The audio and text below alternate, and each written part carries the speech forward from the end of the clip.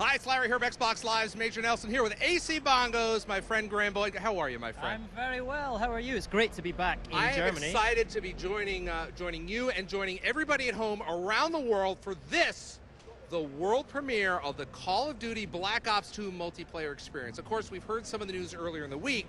Now you get to see it with your own eyes, right? That's right. We've all heard about those new features, the new score streaks, all of that new stuff. And we thought the best way to demonstrate that to you is show you it live, right? So we've got gaming coming to you live tonight, and we've got some of the world's best professional Call of Duty players demonstrating it all to you. We've got some fantastic stuff. If you're on Twitter, you want to use the hashtag BlackOps2MP. That's Black Ops, the number 2 MP. Now listen, this is unprecedented. You are seeing the most gameplay. The game does not release for 2 months, almost 2 months. So you're going to see more of the game, of the multiplayer game, than pretty much any other multiplayer game out there this far in advance. But Graham, right now, you're going to get over to your spot, and you're going to show us kind of what we're going to see for the rest of the hour, correct? That's right. Let's go and take a look around this amazing booth, right?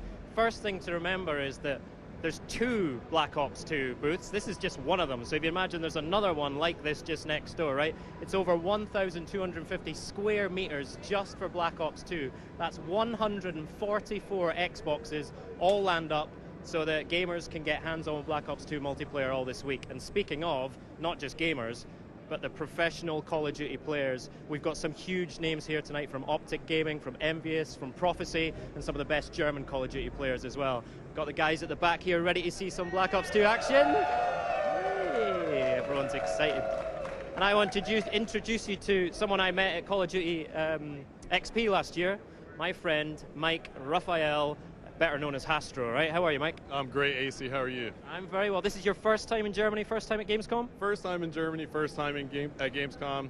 Loving it so far. And what better way to experience your first time in Gamescom by showing off some of these amazing new Black Ops 2 multiplayer features, and also the esports and the codcasting features you're going to take us through as well, yeah? That's absolutely right. We're about to blow off the doors on Black Ops 2 multiplayer. We have some of the most talented players in the world here.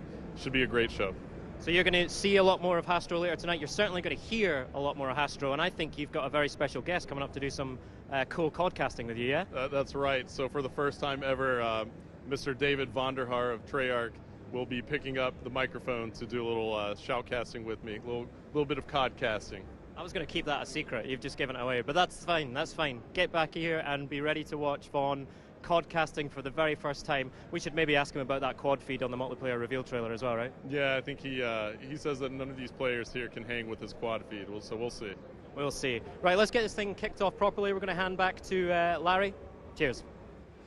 Thank you, Graham. Now listen, everybody in the Call of Duty community knows that it's all about the community. Treyarch really cares about the community. So to speak to that, I've got Mark Lamia here who has this special message for you.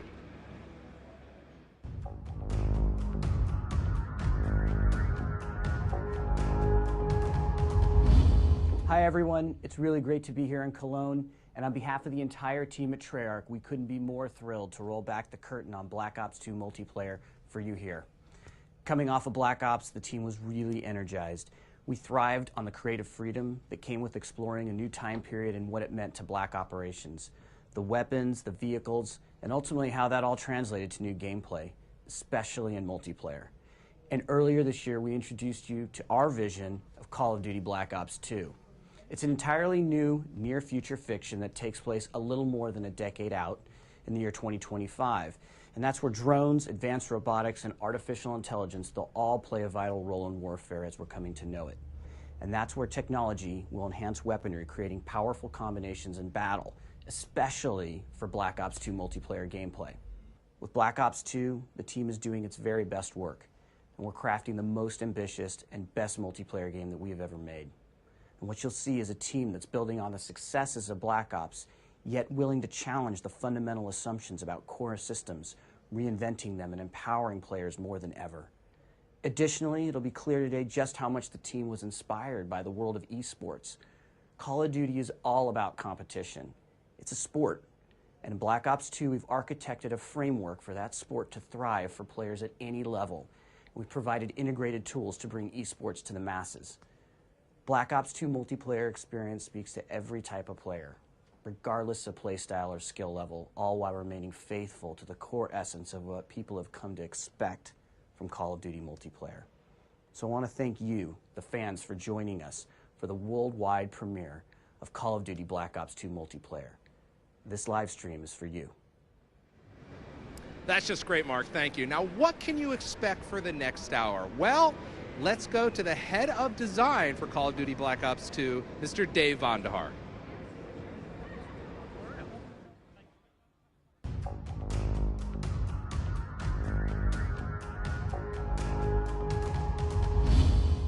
David, what's new in Black Ops 2 and how does it differ from previous games? Larry, when we started development of Call of Duty Black Ops 2 multiplayer, we really wanted to challenge all of the fundamental assumptions about all of our core gameplay systems.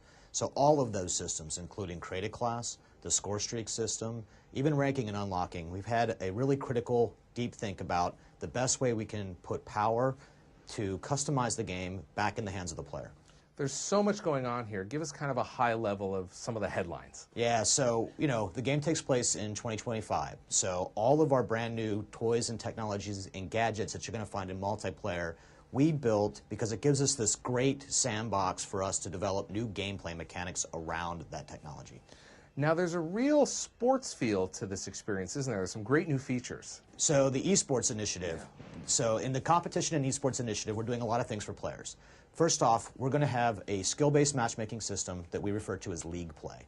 So that way you and I can play together if we're of equal skill, because the game is fun when competition is at an equal playing field. Competition's fun when we're at the same level. So that's how we do the sport. The second thing that we do is a feature we call codcasting. Codcasting is a special type of spectator mode, and it allows a guy inside the game to serve as a type of color commentator. And he can go through the game, you can see everyone on the map, you can see where they all are, what kind of kill streak they're on, if they're taking objectives in a particular type of view. And you can use this to put on a great spectator experience for other people, therefore making the game fun to watch. Thanks, David. You're going to hear about that and a lot more of the brand new Black Ops 2 multiplayer features later on in the show. And hey, look, I've got David right here. Hey, David. What's going on, Larry? How are you doing? I am doing great, Lane. You and I were talking a little bit before the show, and this is your first Gamescom. This is my first Gamescom, and it's such a great opportunity to bring the game out to everybody. So excited.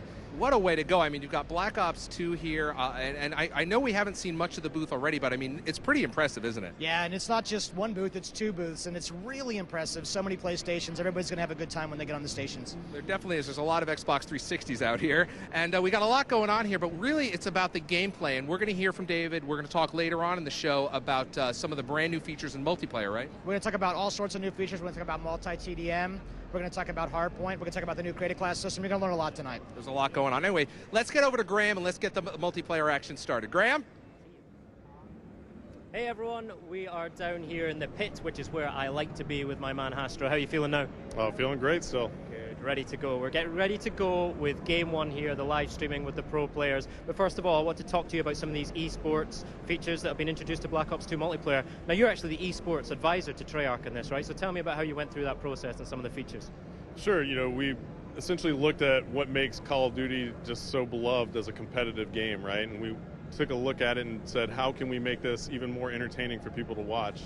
And we really took a deep dive into all these features that we could come up with to create a better viewing experience for the viewers who like to watch Call of Duty matches. So some of the features that we've put in, you're going to see right here and right now, and they really make the game really exciting to watch.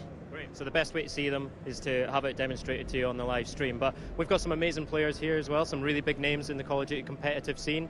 Give us an introduction to who we've got and some of the big names to look out for. Okay, so you have the two most successful North American teams in Optic Gaming, who are coming off a fresh victory at the EGL 7 championship in Blackpool, England, in the UK. You also have Team Envious, a very storied team, most tournament wins in Call of Duty history.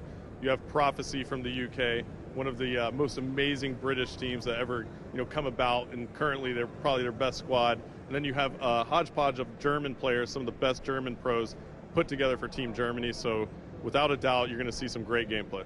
So obviously I'm shouting for Team Prophecy, that's my home country team, although they told me not to mention EGL to them, so we'll just skip over that one. But also I'm looking out for Raiden, one of the German guys, right? He's the most successful German Call of Duty player ever. He's also a local boy, right? He's from Cologne, so this is home turf, so let's keep an eye on him. So tell us about the first game mode we're going to go. We're going to go quite classic here, right?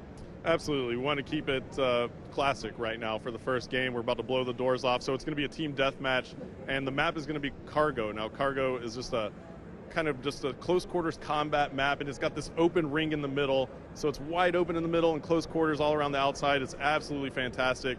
Lots of fast-paced, close quarter combat gameplay, and it should be just really amazing to watch. You're going to get to see a lot of the new weapons and things being fired off because the gameplay is so fast.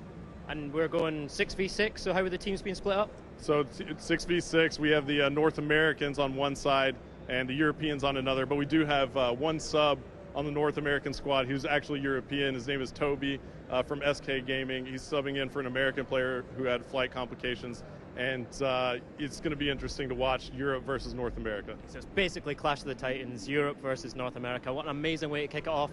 Let's get going. All right, here we go, boys. Let's do this. Good luck. All right, folks. Okay, come on. Here it is, Cargo. For the first time ever, Black Ops 2 multiplayer is being podcasted to the world. It's the first exhibition match, and as you see right off the bat, we are in Codcaster mode, and we are on board with Shane from Team Prophecy. And early on, Prophecy is going to break out left here. And it looks like the Europeans are going to make a move for this office building, and they're going to run right into some of the Americans as we see Shane throwing a bouncing Betty in immediately. He's going to hit fire. He's got an LMG, picking up a very nice shot on Optic Ray right there. So nice job by the Europeans drawing first blood, but the North Americans actually answer back pretty quickly here. And let's take a look here at our picture-in-picture mode. We can see that big timer for the North Americans is on a 3-kill streak here. So we'll swap over to him. He's packing the SIG 556, and he's got the millimeter wave scanner on that bad boy. And that MMS is a new attachment here in Black Ops 2 multiplayer. It actually will see through walls if anybody is standing stationary on the other side. So it is very much a rusher's tool. It is very able and capable of sneaking out and finding the campers who are oh so frustrating in Call of Duty. And we are still on board with Big Timer as the North Americans have taken the lead now, 14-11. Make that 12 as Quantum from the European squad takes out Merc. And it looks like the Europeans just had a flurry of kills. Let's swap over and check out Swanee of Team Prophecy, who's playing for the Europeans here. He has the Ballista iron sights. Now the iron sight attachment is basically you take the scope off of your sniper rifle on the Ballista, and he also has another attachment on that as well. He's got the iron sights to increase the hip fire accuracy. So it looks like he's going to try and no-scope some people here, but he's got the Cap 40 out, and the Cap 40 does some work right there, dual wielding him. And it looks like he's going to go ahead and call in a score streak. Called in 2, actually. That is going to be the counter UAV combo, and it looks like the crowd is starting to get into this one now as they just checked out some of the gameplay on the other side. And it looks like Swanee picks up another kill with the Cap 40s. He goes down, and now Swanee's actually going to call in a lightning strike here. And as that lightning strike rains down, he does not manage to pick off any players. The Europeans now in the lead by 5 kills. Let's take a look here at the picture-in-picture. One more time, looks like Toby for the North American side, even though he is European, is going to be taking some shots here with the Ballista. Now he has the scope on the Ballista sniper rifle. And it looks like Toby is going to get taken out there. Somebody on the other side is definitely blowing it up right now, and I want to find out who that is because the crowd is going absolutely nuts. So as we cycle through the players, it might have been Raiden there who picked up quite a few. Looks like he got 2 kills there. And now Merc looks like he picked up a couple kills, and the crowd goes nuts again. And he has the M8A1, and he has the target finder attachment on that. Now the target finder attachment is so valuable because it actually paints the enemy within your sights, as you see Merc getting some nice hit markers right there. And he also has the combat axe and the shock charge. So I think Merc is trying to go for that highlight reel as the Europeans are still in the lead by 6 now. Merc picking up a kill right there with some hip fire. And it looks like he's going to be scoping in. He's going to go ahead and call in a UAV for his team. Let's see if the North Americans can take advantage of this. And we'll go ahead and listen into the North American side and see how they're communicating. I have one shocked up top. Come on, we're down 3, boys. Let's go. Keep it up. It's coming to you. One follow me on the left side. Pushing the right building. Right behind me, wow.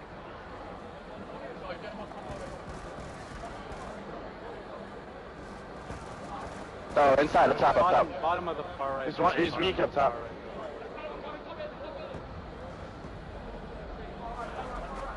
Oh, he's in the closet. One shot. Gunshy's in the closet. Nice, we're still down 2 guys, come on. One shot, on the west side, I got him. He went back to you. And as we took that listen in right there, we heard the North Americans communicating so effectively, and now they find themselves still down by 6. They were trying to claw back into it, as you heard Merck giving some nice call-outs to his teammates, picking up a couple kills right there as we were viewing him. And it looks like Gunshy from the European side is on a tear right now with a 6-kill streak. He has the M8A1 assault rifle, and it looks like he has the classic reflex attachment on that. So the reflex sight, and he actually has 2 attachments. If you notice in the bottom right corner of your screen, you'll see a small circle there with a tiny arrow. That is actually the select fire attachment. So that means Gunshy can take that weapon and put it into automatic fire mode, or he can turn it into burst fire mode.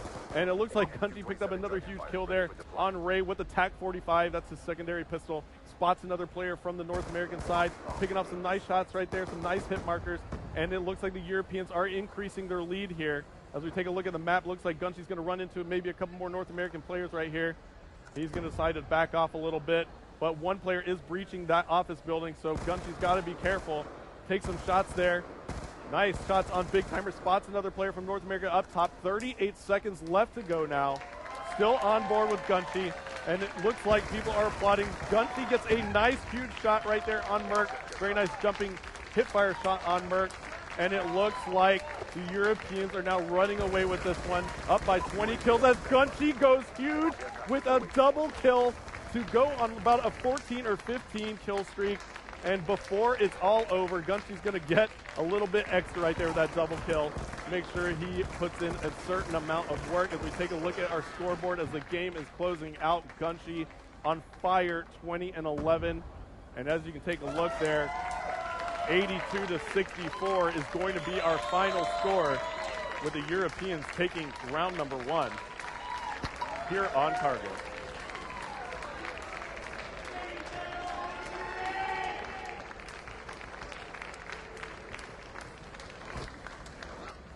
All right, that was amazing. I got to tell you, I'm here with Mark. Mark Lamia, that is great stuff, isn't it? Yeah, no, it's awesome. It's awesome to see these guys out here, some great teamwork, some intense competition. It's that competition that is, of course, at the heart of Call of Duty Black Ops multiplayer, Black Ops 2.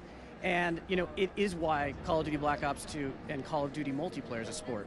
I got to tell you, man, you know, you're in charge of Treyarch. That's what it says on his business cards. I'm in charge of Treyarch. But you've got to be real proud of the team and some of the innovation they brought to the table this time around, right? Yeah, you know what? The team really went for it. I'm really proud of the team. You know, they really were inspired by the world of esports, and, you know, so much so that they created an entire suite of features that's going to really propel esports and Call of Duty multiplayer. You know, great set of tools to allow people to commentate, to broadcast out this content. We know people love to play Call of Duty, and we believe people love watching Call of Duty. So you saw some of those features a moment ago during the match, but now we're going to catch up with Mr. Vandahar and Hastro, and they're going to explain in depth what you're going to get with Call of Duty Black Ops 2 multiplayer.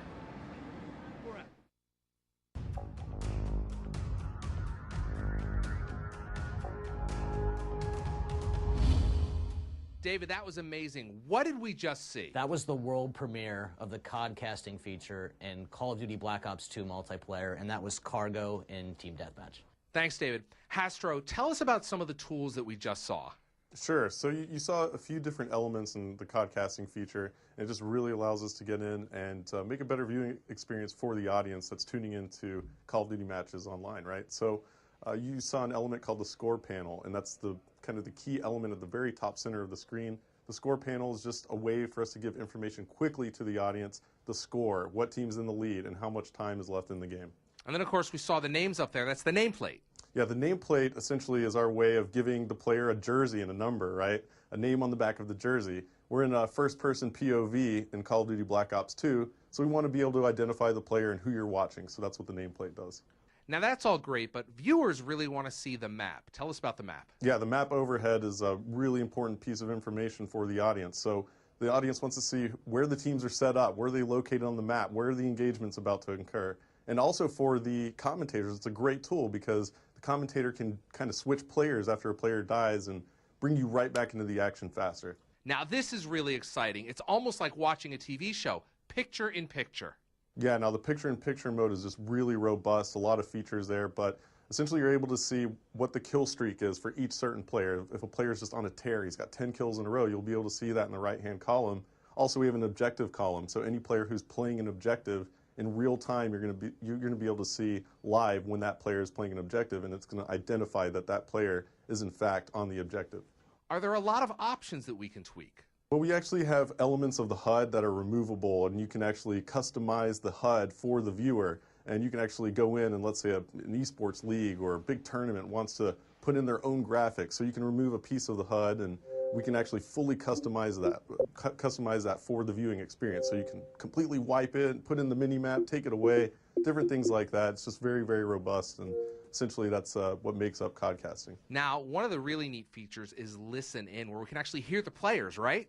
Yeah, the listen in feature in codcasting mode is actually my favorite feature. It really allows us to take the audience and put them into the huddle with the players. So you really get a sense for just how much their communication separates them from other teams in competitive play. The best professional teams in the world have top-notch communication, and it's crucial to them winning a game. So we get to feel what they're feeling, what they're strategizing, and just hear the overall just lingo between the players, and it's just really an exciting tool. It's just such a great deal of information that the audience is going to be empowered with now. In Black Ops 2, the commentators have all the right to make the viewing experience as customized to the viewer and the audience as possible. So, you know, for me personally as a commentator, I want to make the viewing experience as fun as possible for the audience, and I'm able to do that with Codcaster mode, but more importantly, I'm able to make sure that we don't miss those epic moments in the battles that may have gotten lost in the past. You know, these just crucial moments that change the face of the game,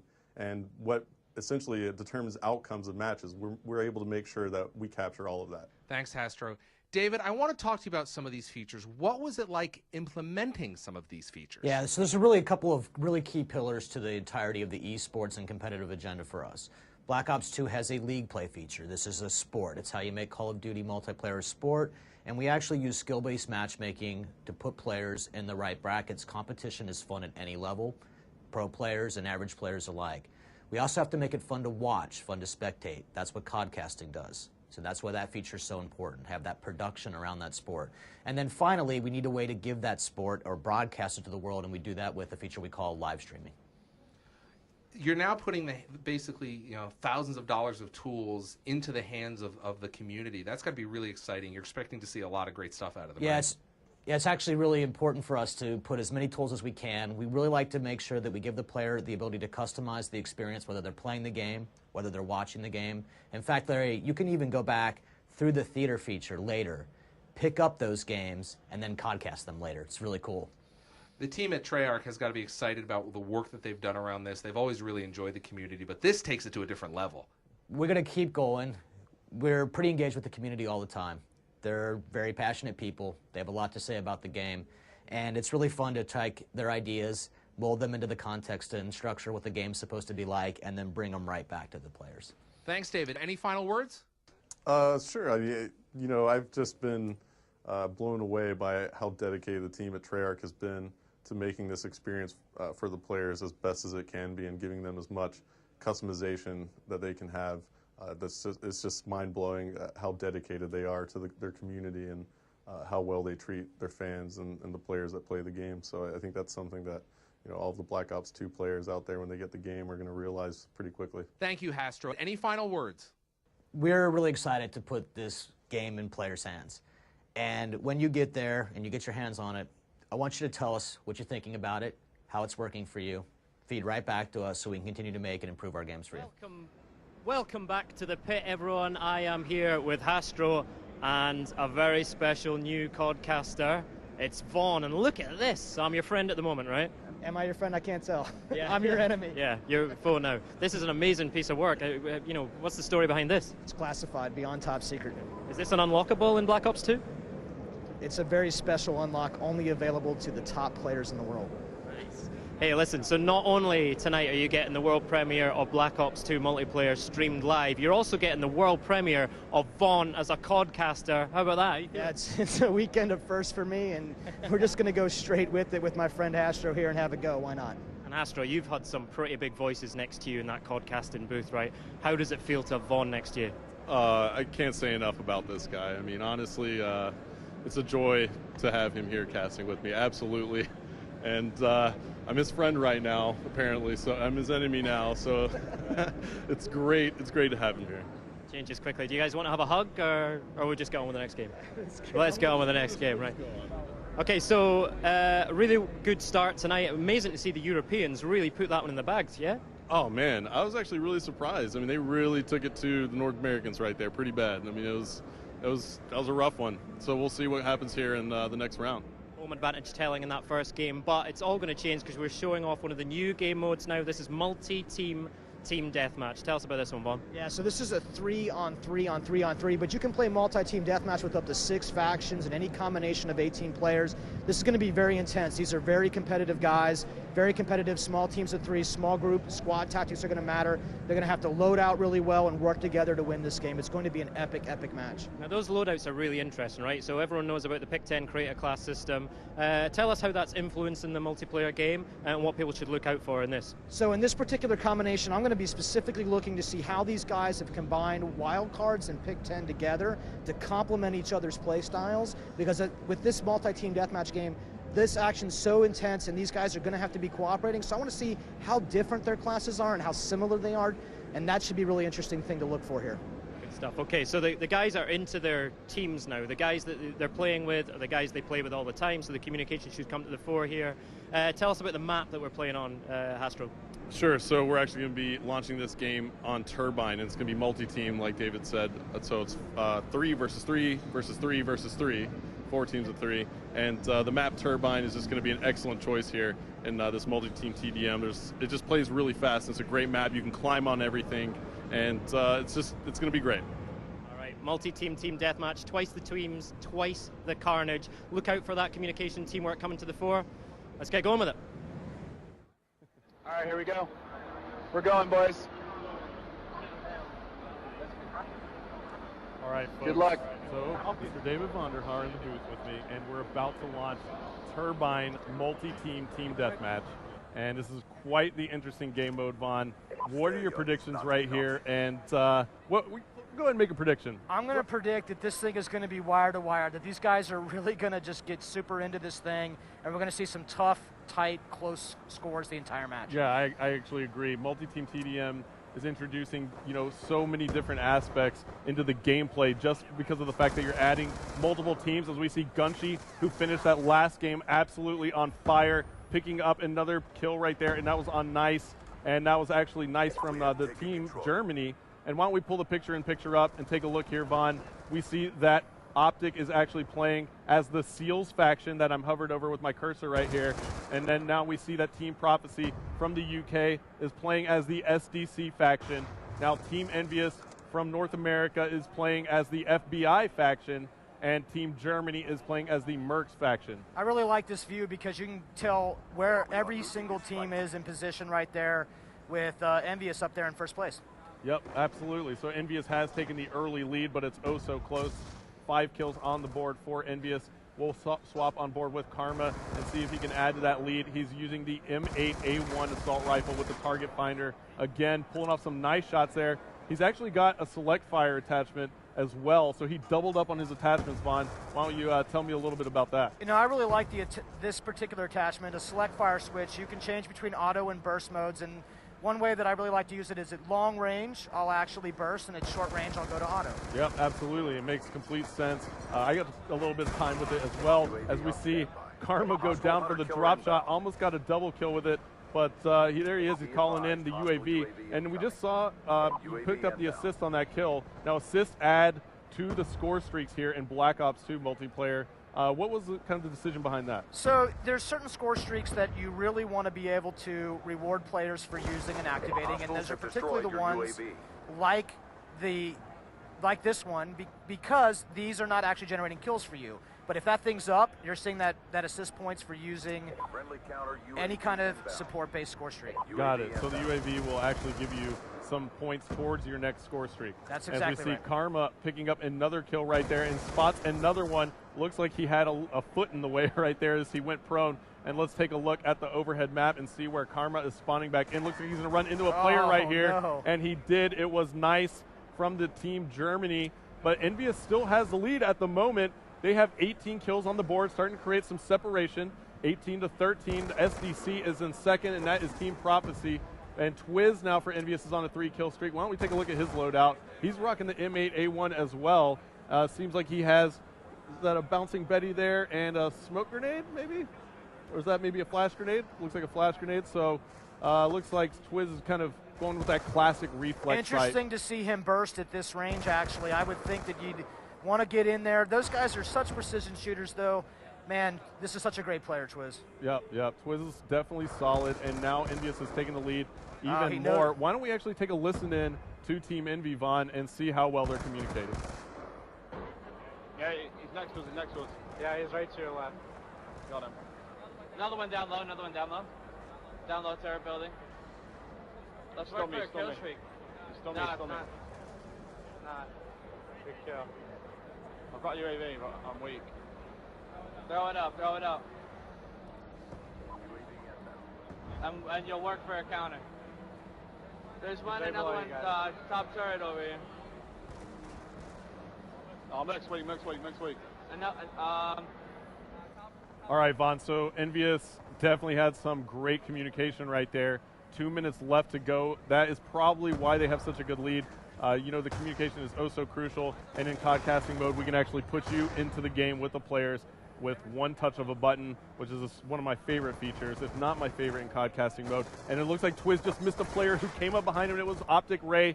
And let's see how Optic is doing at the moment. They are your FBI's team, and it looks like they are kind of slacking behind. They're down by about 7 kills. Not too far off the pace, but it looks like Prophecy is now coming back. Vaughn, Shane has a 6-kill streak. Why don't we take a look at him? Absolutely one of the best ways to figure out what player is really hot right now, pulling up picture-in-picture, seeing that kill streak column and knowing exactly where he does. Absolutely. Oh, maybe did we just curse him right there? Well, that happens to me all the time when I swap the players. I curse him, and look at this. Shane is fully loaded with score streaks right now. He's got the death machine out. This should be really entertaining. Yeah, the death machine is just massive in this game. It does some super damage to the body of enemy soldiers, but you know what I like to use it for? I actually like to take out score streaks with it, because it's brutal. I mean, if there's a score streak in the sky and I can take it out with the death machine, I'm going to do it. It really fires so many bullets, and it's kind of absolutely devastating, those score streaks, and it's absolutely devastating right there as we see Shane picking up the kill on Big Timer from Optic. Envious is still in the lead by 4. We're headed into the last minute of the game now, Vaughn, and why don't we take a look at the picture-in-picture again, and let's see if we can hop on board with somebody who's on fire. Looks like Gunshy's on a 3-kill streak. Now, why don't you tell me a little bit about Gunshy's class, Yeah, you can see. Yeah, so Gunshy, once again, this select fire seems to be a very popular attachment with these pro players, and he's got looks like he's got the red dot sight there, and he's going to aim up and put some targets down. He's been playing pretty good all night. All the players have been doing a great job. Yeah, and it looks like there are 19 seconds left to go. And there's a care package there for Gunshy. He's only down by 3 kills. He has a care package and a UAV. Choosing not to go ahead and call it in, his strategy might be to go ahead and try and just work around with his gunplay. 6 seconds left, only 2 kills separating our teams. Can they do it as we're on board with Gunshy? Can he catch back up? Oh, so close. Yeah, 42-41. He picks what a one great up game. right there. And it looks like that was so close at the end. Gunshy picked up that final kill, but it just wasn't enough. If one of his teammates was able to help out, they would have came back and tied it, but Envious is going to take this one.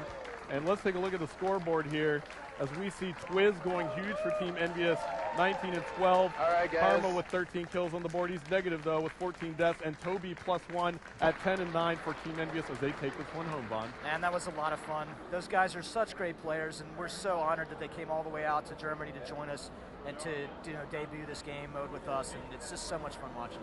Yeah, Incredible awesome. finish there. Prophecy pushing hard to the end of the game there, but Envious just coming out on top. It couldn't have been any closer, right? Oh man, and this is what it's all about right now, just watching these guys compete back and forth, watching them trade kills and looking at those tight scores.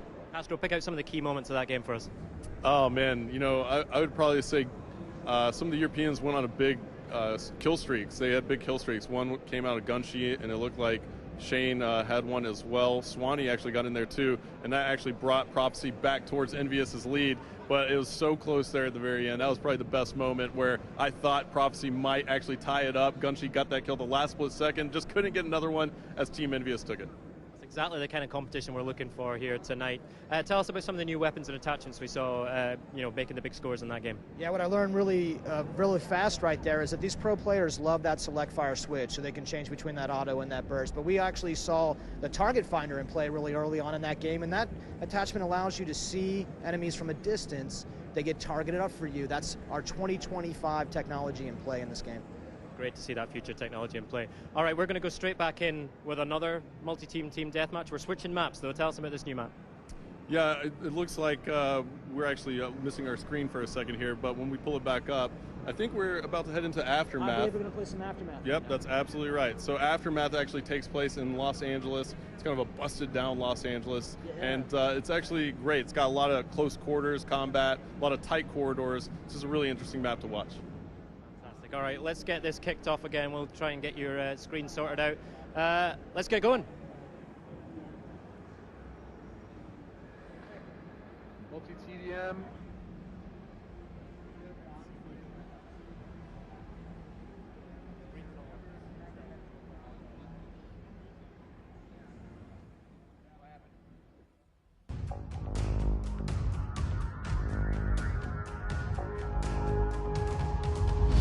Wow, David, tell us what we saw in Game 1 there. So what we were looking at was a multi-team deathmatch game. So the game supports up to 18 players. That's first. So you got 6 teams of those 18. That's the first, and it's really exciting because you can do any kind of combination using 6 factions and 18 players. In that case, we were looking at a 3-on-3-on-3-on-3. And that's really exciting because that's a lot of enemy threat for those teams to deal with. That squad of 3 had to work well together to be successful playing the game. Now, we also saw the Pick 10. Yeah, the Pick 10 is Pick 10 combined with wild cards is the framework of what makes up the new Create a Class system. And those players were equipped up so they can be successful working together. Now, there's also some nuances and changes that you actually made to each of the classes in terms of attachments and perks. Tell us a little bit about that. So in Black Ops 2, for you to modify your weapon in any way, shape, or form, you have to actually take an attachment for it.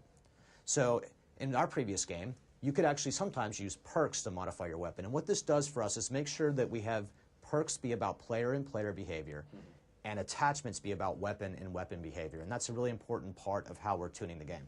Now, that's actually really different from previous games. Why that decision? So it's really important to us to make that decision because players expect that an attachment would modify the behavior of a gun and not them, so therefore we could tune how much they modify a gun when they belong to the gun instead of with a player. So it just makes more sense. Yeah, so if you have something that modifies, say, the hip-fire accuracy of a weapon, it's much better for us if we can attach that to the gun instead of the player, so it doesn't have to modify the hip-fire accuracy across every category of weapon. We can do it specifically for the gun. That lets us tune the guns even better.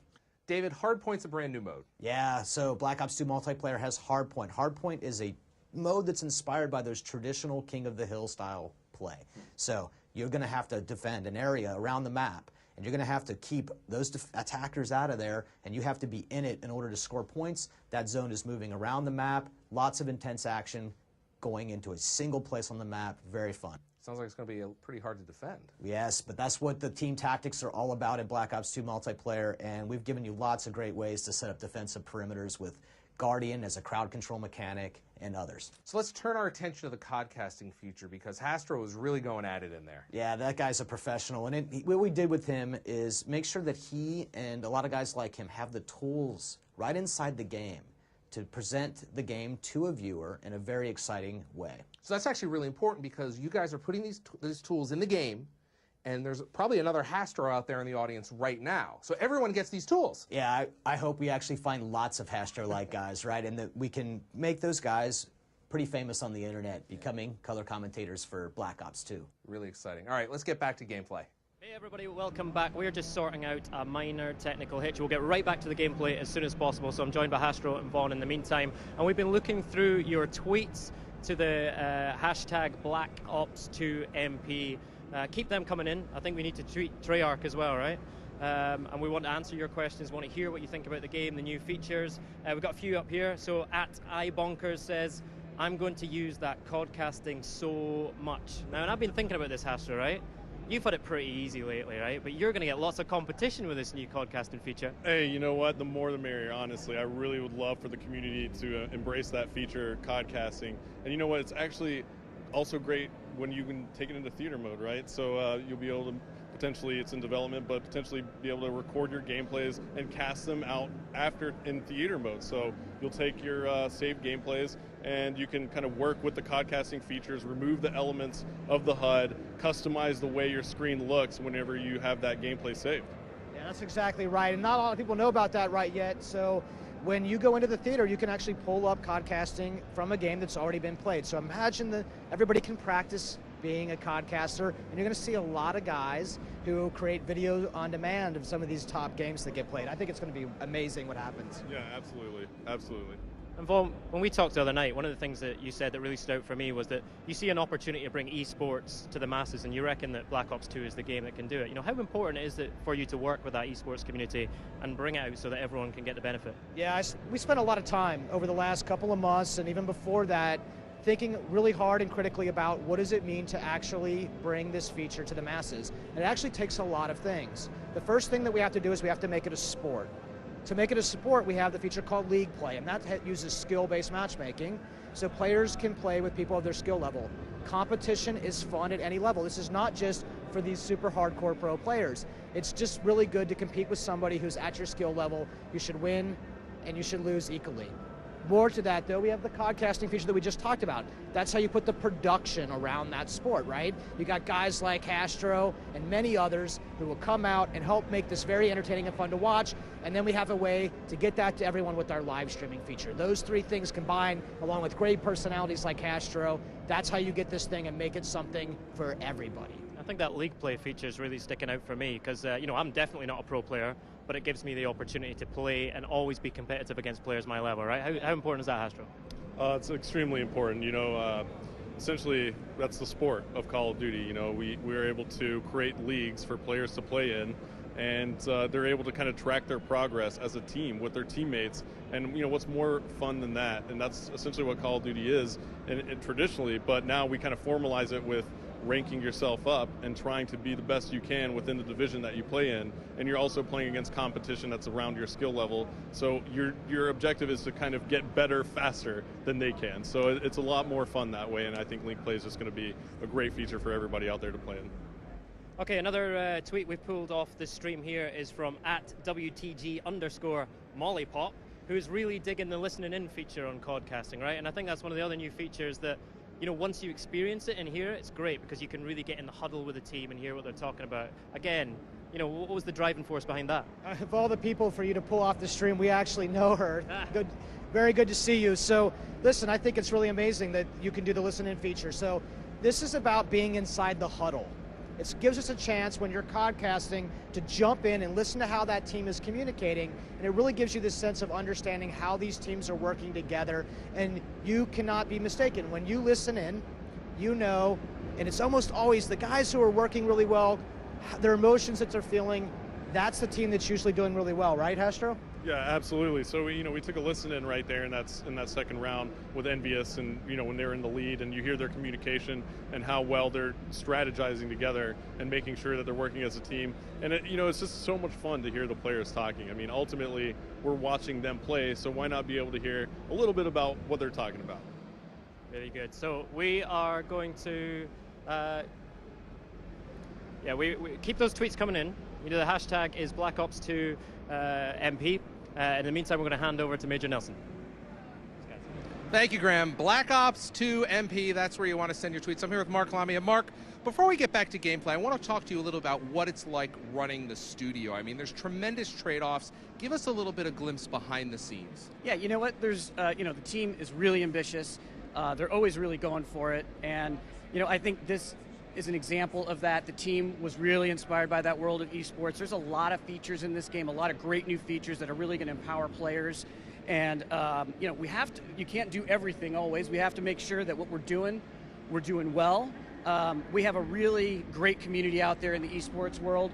So passionate about the game. They're always telling us, giving us feedback. And I think, Black Ops was on a lot of tournaments, and we were hearing a lot of feedback, and it really inspired us. I remember Vaughn coming back and saying, there are things here that we can do to really, really, really help propel this game and really make it a great competitive game, sports, the broadcasting features and the things that we do in the game. And that became a priority for us. It was something that we really rallied behind, But it's not just for the experts and the pros. We have things in there like our leagues feature. We dedicated our time to that, and that's for everyone. Leagues are for everyone, and competition is for everyone. Why don't you explain to us a little bit about the leagues features? A lot of people, it sounds big and scary, and if I'm a casual player, I may run the other way, but it's exactly the opposite. It is exactly the opposite. You know what? Leagues are for everyone. If you're a pro player or a great player, you're going to love leagues because it's all about skill-based matchmaking. You're going to be able to match up with the best of the best. But if you're an average player or a beginner player, that's great too, because it is about skill-based matchmaking. We're going to put you in a league of people of similar skill, and you're going to be able to compete because, Call of Duty is fun when you're winning, of course. It's really fun when you almost win, and we want to make sure that that situation is something that we can get to for all players at all levels. Now, I want to talk to you a little bit about some more things, but we really have to get back to gameplay. So we're going to get over to Graham right now, and he's going to continue with the gameplay, and we're going to see more of these great features. How's that sound? That sounds fantastic. Graham, back to you. Here we are back in the pit and we're ready to rumble again. Sorry for that delay, everyone, but Vaughn and Hastro are back with me. We're where we're supposed to be, and we're going to get into some hardpoint now, right? Yeah. Another new game mode. Sorry, it looks like some hardpoint on cargo. Now, hardpoint is inspired by those traditional King of the Hill style game modes. This is going to be very intense. Very small areas of the map, locations that you have to be in order to score, and you're going to see so much action pushed onto something that's very intense. Fantastic. So what should we look out for in terms of the way the players are going to play this hardpoint mode? Right, so essentially what you want to do is get a nice setup around the hardpoint. It's like David said, similar to a King of the Hill game mode. You're going to get points for being in the hardpoint vicinity. So one player can actually hop in there and score that for your team while your teammates kind of wrap around and set up around it and protect that player who's in there. So that's what you're going to see, these players trying to set up around this part of cargo where the hardpoint is located, and that hardpoint is going to rotate around the map, and players are going to have to move their setup to kind of essentially score those points as it moves. So again, it's all about communication, all about teamwork. It looks like we've got the North Americans playing against the Europeans again. Who's your money on this time, Vaughn? Listen, I'm in Germany. I'm taking no sides. It did nothing but get me in trouble, but, we'll see what happens. These are both really competitive groups. Spectacular sitting on the fence. Right, let's get right back to the gameplay, all right? Let's go.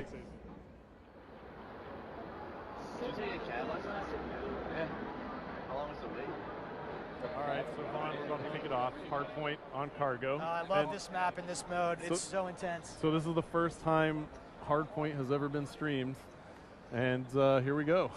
Let's do it.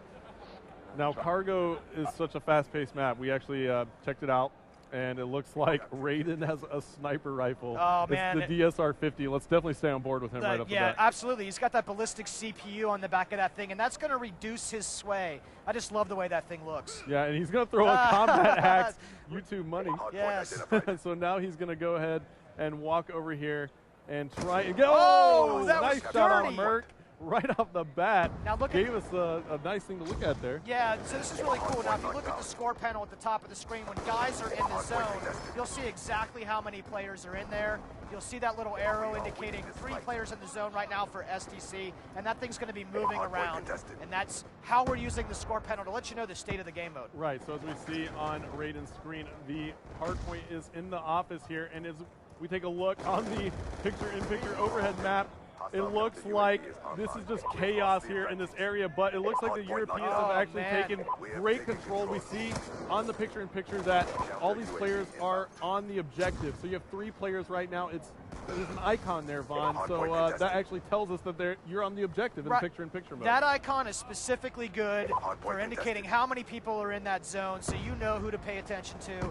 and it's just one of the many features of picture-in-picture and how we use objectives, that objective column, and indicating the state of the game for players. Yeah, now Swanee is on a 4-kill streak. We'll swap over to him, and looks like he's calling in a score streak right there. It's a lightning strike. Nice hit, 2-hit lightning strike kill right there. That's right, so he picked up 2 kills, and now he's on a 6-kill streak. And look at that shot. What a shot that was. Oh, so Taking dirty. out Twiz, too. Twiz was scoped in with a sniper rifle, not paying much attention. He just got it from behind. 8 kills in a row now for Swanee, and finally he goes down. And it looks like our North American team has actually taken the lead once again. Let's go ahead and swap over to them. Toby, who's actually filling in for Proofy on Team Envious, and he's actually European too, playing with the North Americans. He's doing some work right now. He's got an LMG firing from the hip. He seems to like that LMG. That's awesome. It's a very nice LMG. You know, in hardpoint, you get 1 point per second your team occupies that zone, Hastro. Yeah. So this could turn around at a moment's notice. Absolutely. The Europeans are on it right now. Now the North Americans. So you see how quickly they can move. The momentum changes so fast. That's what I was trying to get at here in hardpoint. And the game is really close still. This is only a 13-point deficit at the moment with 3 minutes and 45 seconds left to go. So plenty of time on the clock. And this is actually a very close game, Vaughn. This is an absolute beast of an LMG, this LSAT. It's actually probably my favorite LMG. And Toby here is just going to do work nonstop, I think, laying down shell after shell. Yeah, he's got Scavenger as one of his perks. Why don't we take a look here at the options screen in picture-in-picture mode and podcasting mode. So I'm able to actually go through here and remove elements of the HUD, change the way the screen looks. So right now I have the perks turned off, but we can't really tell what Toby is using on his class in terms of perks, but immediately I can just turn it on, and here you go. Yeah, there are Toby's perks. Ghost Scavenger and Dead Silence. He's running pretty traditional setup, I think, for Toby, but it's really nice to use this feature to see how players are equipped up. Yeah, why don't we actually talk about the perks for a second? Ghost, for example. Tell me a little bit about what's going on with the Ghost perk. Yeah, so in Black Ops 2 multiplayer, there are no perks that modify your weapons. You have to take an attachment to modify a gun. Ghost only modify you, perks only modify you, the player. In this case, in order to get the benefit of Ghost, you actually have to be out there running and gunning and moving. Yeah, so Ghost does not, basically you're not able to be seen by a UAV just like Ghost was in Black Ops, but you have to be moving to get that perk to work. Right, it's really important for us to try to keep the game, pushing the action, getting players together. People love the fast-paced gameplay, and a lot of the game mechanics have been set up and tuned to reward that kind of play behavior. Absolutely, and now Toby is still doing work with this thing. Let's take a look at the scoreboard, and he's 11-9 right now with an LMG. That's actually not that bad. How do you like the design of the new scoreboard? Oh, I mean, the scoreboard's amazing here. So, you know, as a caster, it's very important to be able to show information to the audience as quickly as possible. And I know all of you at home are actually appreciative of this as well. You can see how much time is left in the game, the score, what team is in the lead. You can actually see how many players are on the objective right now for the SEALs team, as they all just got taken off, and now it's contested. So, yeah, I mean, it's just very informational. Love the score panel. As a caster, it's very useful. I was really surprised right there that Toby didn't check that lane before. He saw that contested icon. There was only one spot that player can be.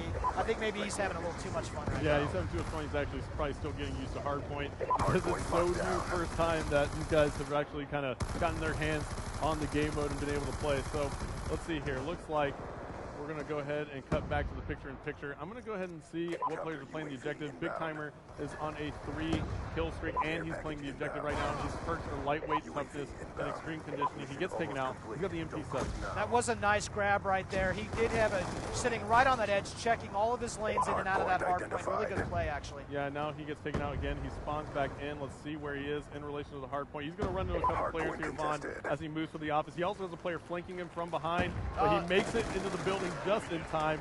And now he's also got a laser sight attachment on it. Yeah. And it looks like somebody just made a big play. Let's see if we can find him. Let's pick out Twiz at the moment. Really big play right here for the combined U.S. team. Those SEALs 136-84 right now with 20 seconds to play. Awesome, awesome game. Really fun to watch. Very good. Good job to all of our players. Yeah, so the North Americans are going to take it, Vaughn. 143 on the board right now. They're still putting points up. So the Europeans took game one. Now the Americans take a game, or take two games actually. So yeah, it's been interesting so far. What a great thing. Thank you everyone to the stream. What a great time. Yeah, had a blast. Thanks for being here, man. Yeah, Yeah. absolutely. All right, Victor. All right, guys.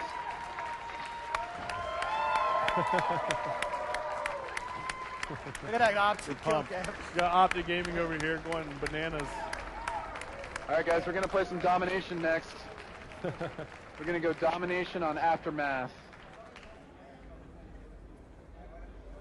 Good morning, North Americans. Good This night. is your wake-up call. I think you've just got over your jet lag and redressed that balance. It's a great win from the North Americans there, right? Yeah, absolutely.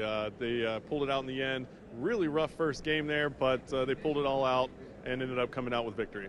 Okay, tell us about some of those big attachments and weapons that we saw being put to good use there. Yeah, man, we're seeing all sorts of really interesting stuff in play. So it's always awesome to see players use the Create a Class, Pick 10, and Wildcard system, combining this content in interesting ways to work together to hold those objectives. I saw that laser sight come out. That's how you increase your hip fire accuracy. And like we were saying, there are no perks that modify your weapons. You have to take something. So the laser sight gets visualized. When that guy's spraying you down from the hip, you understand why, because you can see that laser sight. All right, it's North America 1. It is Europe 1. I think that calls for a decider, right? I think we're going to Domination and Aftermath, yeah? Oh, okay. Yeah, so we're going to hit a Domination on Aftermath. So here we go. We finally get to see the map. Yeah. And why don't you talk about it? Oh, man. So listen, Aftermath is drone attack in 2025, right? Lots of destruction. This is a great domination map. These points are spaced really well. This is going to be a pretty intense scene. These guys have not played domination today. You know they're jonesing to play some domination. Yeah. All right, the big decider. It all hangs on this. Let's get this gameplay on. All right, we're going. So here we go again. We're going. Little tiebreaker, kind of. Yeah. Yeah. Okay, it's tiebreaker. I lost track of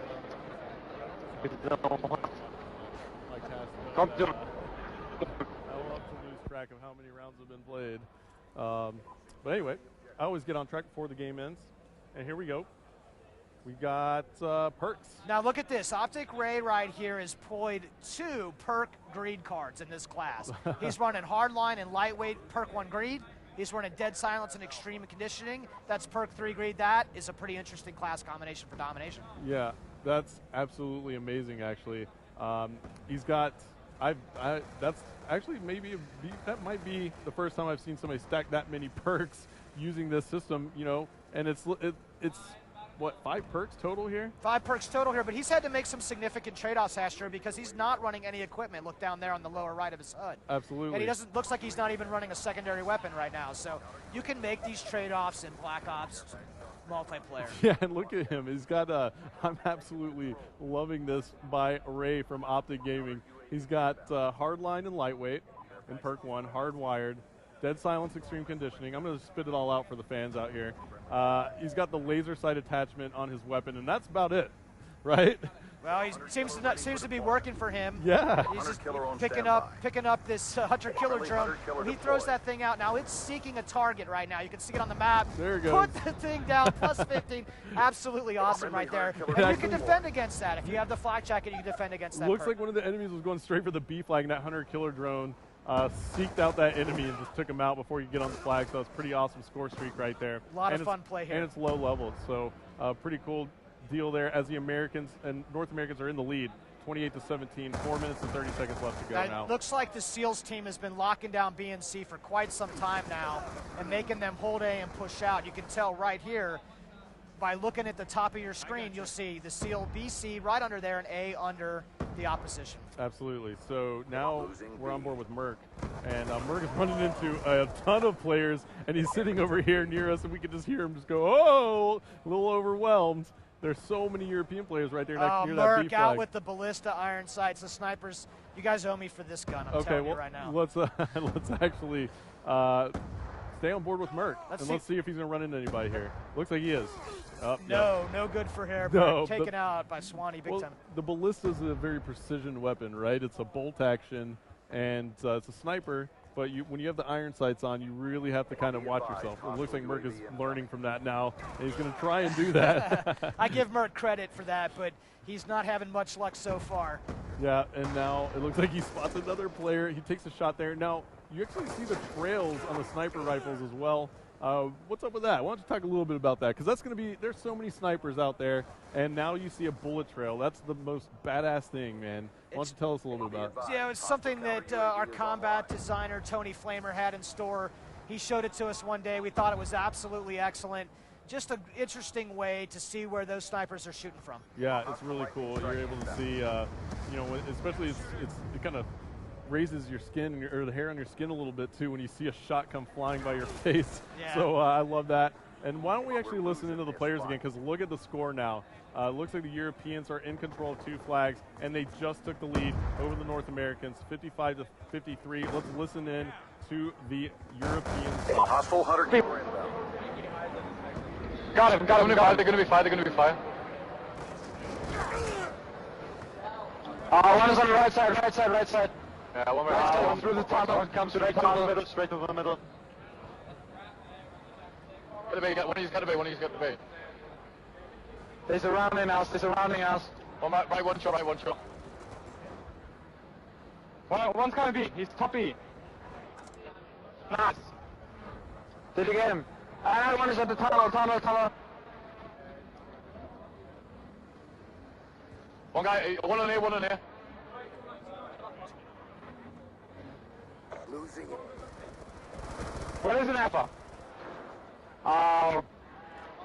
Push your seat. Come on in, everyone. One behind you. Got him. Hey, what? Yeah, nice.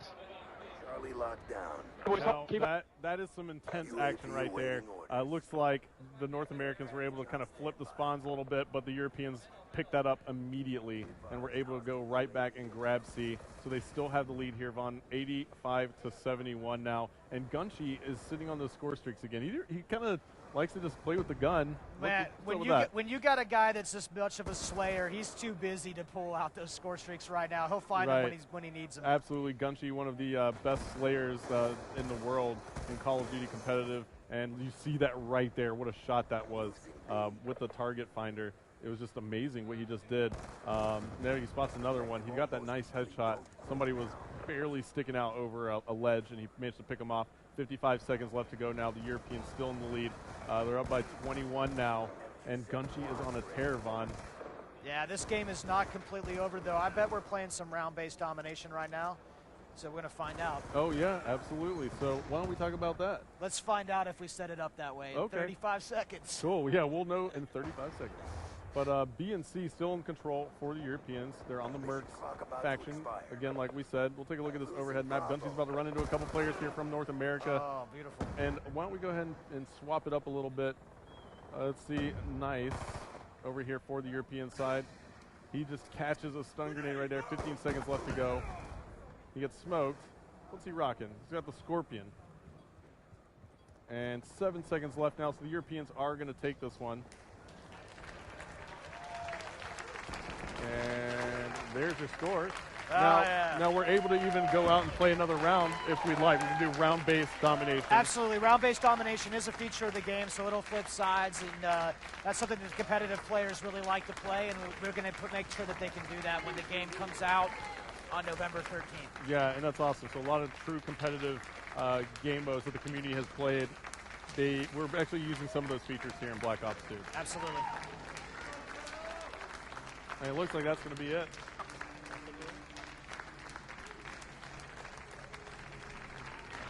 David.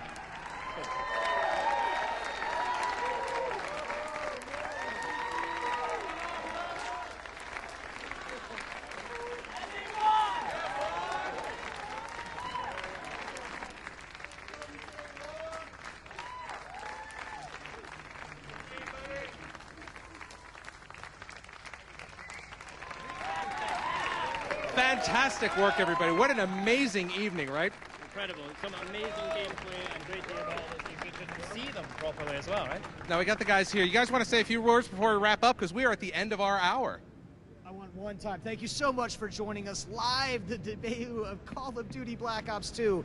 Wow, that was awesome. Yeah, just want to say thank you, hey, to all you guys at Microsoft and Twitch and Turtle Beach, and most importantly, thank you guys, the fans. Without you guys, we wouldn't be able to do this. Thank you very much. My pleasure. Well, without you guys, we wouldn't be able to do this either. Now, I got to tell you, if you're on Twitter, Black Ops 2 MP, the Black Ops #2 MP, and you can participate in the conversation because later on this week, we're here for the rest of the week. Yes, we are live streaming every night for the rest of this week, Thursday, Friday, Saturday. Tomorrow night is community night, right? So that is the night where we really, really want all your comments, questions on Twitter, so keep them coming into that hashtag.